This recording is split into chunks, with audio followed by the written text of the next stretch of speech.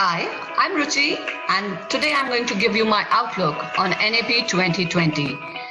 The theme that I have chosen is curriculum and pedagogy, and I, as an educator, firmly believe that we need to conceive, plan, and implement this curriculum very, very carefully.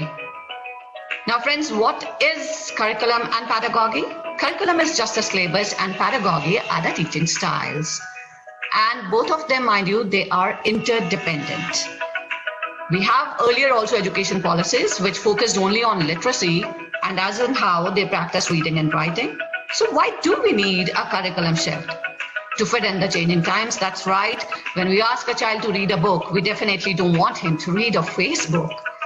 So we need to be creative enough so that our children, they just don't remember, but they choose to think.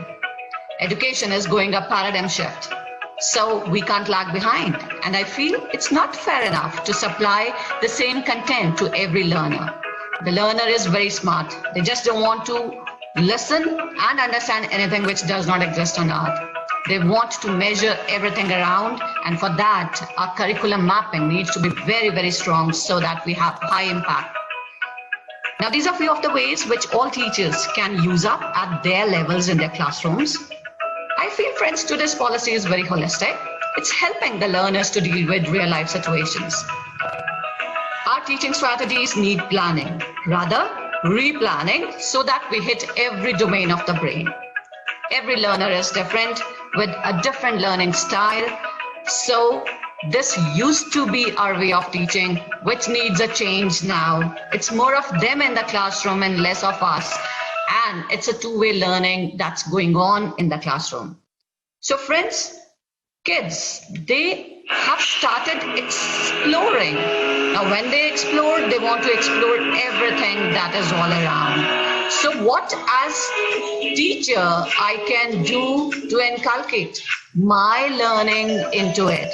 Now, when they are playing all those guitars and the drums, what I can do is that I can definitely start up with my curriculum strategies, and I would let them visualize how sound actually looks like what they are creating. Are they creating good sounds? Are they creating bad sounds? So that's how we can make the learning very, very interesting for them so that it lasts very long into their minds. So, dear friends, I would say that they are not confined to the classroom. They would like to gym out where you can put up your real life experiences here, so that again, I would say it would have an impact on them, which would be very long lasting. And if I have to say, we teachers need to go an extra mile so that we can teach our children the new styles, the new techniques that they are going to use up into their lives. So this is one of my videos that I'm putting into it to tell you that we need to move an extra mile so that we have a long-lasting impact on them.